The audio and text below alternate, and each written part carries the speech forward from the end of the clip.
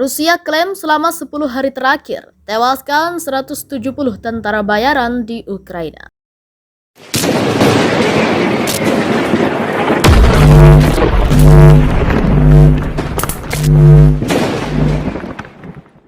Foto tangkap layar video kelompok tentara bayaran Inggris dan AS saat digempur artileri Rusia di Kharkiv, Ukraina. Pada 5 Juli 2022, Kementerian Pertahanan Rusia mengklaim selama 10 hari terakhir, 170 tentara bayaran asing tewas di Ukraina. Sebanyak 99 lainnya menolak bertempur lagi melawan pasukan Rusia dan memutuskan meninggalkan wilayah Ukraina. Laporan yang dirilis situs analisis intelijen Sharpfront.org, Kamis 7 Juli 2022, menyebutkan pada 4 Juli Rusia menggempur pangkalan tentara bayaran di Mykolaiv. Pada 3 Juli, serangan pasukan Dirgantara Rusia di pangkalan tentara bayaran asing di pinggiran utara kota Mykolaiv diklaim menewaskan sekurangnya 120 petempur dari berbagai negara. Pada 5 Juli, paspor Aloda Zviadauri dari Georgia yang berjuang di pihak nasionalis Ukraina ditemukan di Republik Rakyat Luhansk. Zviadauri adalah anggota kelompok Georgia dan terbunuh dalam pertempuran di dekat Lysychansk. Pada 4 Juli, penyiar radio Jerman RTL melaporkan tentara bayaran kedua dari Prancis meninggal karena luka yang dideritanya selama bombardemen artileri ke Ukraina. Korban tewas atas nama Adrian D, 20 tahun, yang bergabung dalam Legion International Ukraina sejak Maret. Dia terluka bersama tentara bayaran Prancis lainnya di dekat Kharkov. Rekannya Wilfried Bileriot, 32 tahun, meninggal di tempat pada awal Juni. Adrian terluka dan dilaporkan meninggal pada 25 Juni. Angel Adrover Martinez, 31 tahun, juga datang untuk bertarung di Ukraina pada Maret. Menurut laporan, dia memiliki masalah pribadi dan sebelumnya pernah mencoba bunuh diri. Dia tiba di Ukraina dari Belanda. Pertama dia tinggal di Lviv, melakukan tugas militer yang berkaitan dengan komunikasi, lalu dia pergi ke Donbas. Malorka dilaporkan tewas pada 18 Juni selama pertempuran di Severodonetsk. Dia diyakini sebagai warga negara Spanyol pertama yang terbunuh di Ukraina. Menurut Kementerian Luar Negeri Spanyol di Ukraina, Angel Adrover Martinez dari Malorka mungkin tidak dibunuh pasukan Rusia. Namun tidak ada informasi lebih lanjut tentang nasibnya yang dibagikan. Pada Maret dia memposting video terakhir di YouTube di mana dia mengajarkan cara menggunakan senjata. Akibat serangan rudal di Kharkiv, 2 tentara bayaran dari Brasil, Douglas Buraga dan Talita Duvali tewas pada 2 Juli. Seorang warga Belarusia, Vasily Parfenkov, berdasar data dokumen lahir pada 1983, tewas di garis depan Ukraina. Dia dijatuhi hukuman 4 tahun di negaranya atas pelanggaran serius, tetapi diampuni sekali oleh otoritas Belarusia. Kemudian dia dihukum lagi. Dia juga dirawat karena alkoholisme selama 1 tahun sebelum dia melarikan diri ke Ukraina pada 2014.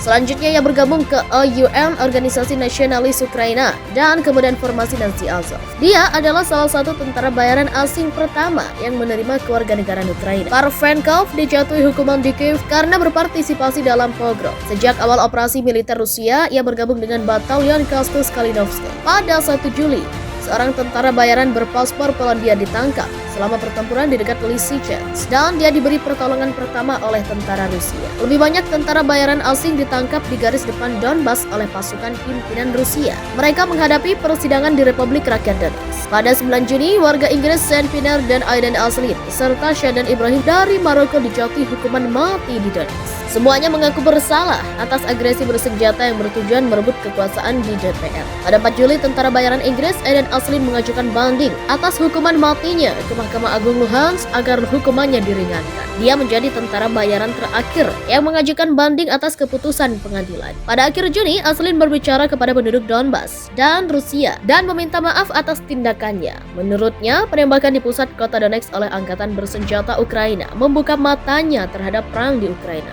Selain itu, 2 orang tentara bayaran lagi, Dylan Healy dan Andrew Hill, didakwa pasal yang sama di DPR. Pada 5 Juli, penyelidik DPR mendakwa seorang warga negara Swedia yang menyerah di pabrik Azovstal. Pria itu didakwa jadi bagian paramiliter Ukraina sebagai tentara bayaran asing. Nama tentara bayaran itu tidak diungkapkan. Secara resmi, DPR belum memberikan komentar atas laporan tersebut. Rusia gempur kota Mykolaiv, 21 orang tewas. Ledakan kuat mengguncang kota Mykolaiv, Ukraina pada Sabtu pagi 2 Juli 2022, kata wali kota setempat. Hal itu terjadi hanya sehari setelah pihak berwenang mengatakan sedikitnya 21 orang tewas ketika rudal Rusia menghantam sebuah gedung apartemen di dekat pelabuhan Laut Hitam Odessa. Sirine serangan udara terdengar di seluruh wilayah Mykolaiv yang berbatasan dengan pelabuhan ekspor penting Odessa sebelum ledakan. Ada ledakan kuat di kota, tetap di tempat perlindungan. Tulis Wali Kota Mykolaiv Alexander Senkevich. Di Telegram dikutip dari IB Times, Sabtu 2 Juli 2022. Ledakan meratakan bagian dari sebuah gedung apartemen saat penduduk masih tidur pada Jumat 1 Juli 2022.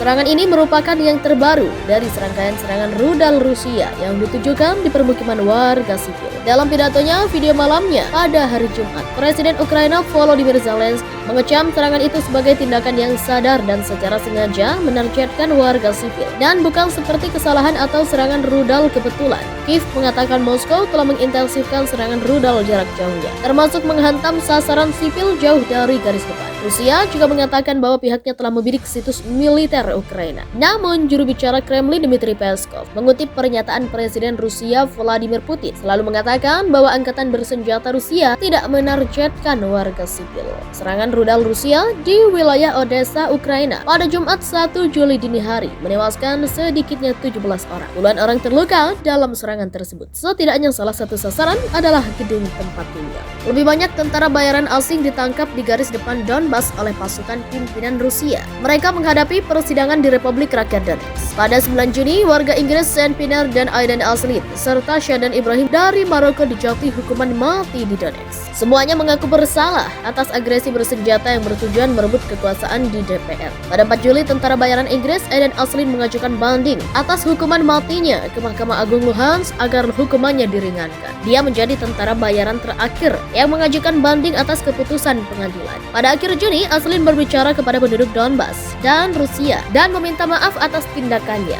Menurutnya, penembakan di pusat kota Donetsk oleh angkatan bersenjata Ukraina membuka matanya terhadap perang di Ukraina. Selain itu, dua orang tentara bayaran lagi, Dylan Healy dan Andrew Hill, didakwa pasal yang sama di DPR. Pada 5 Juli, penyelidik DPR mendakwa seorang warga negara Swedia yang menyerah di pabrik Azovstal. Pria itu didakwa jadi bagian paramiliter Ukraina sebagai tentara bayaran asing. Nama tentara bayaran itu tidak diungkapkan. Secara resmi, DPR belum memberikan komentar atas laporan tersebut. Rusia gempur kota Mykolaiv, 21 orang tewas.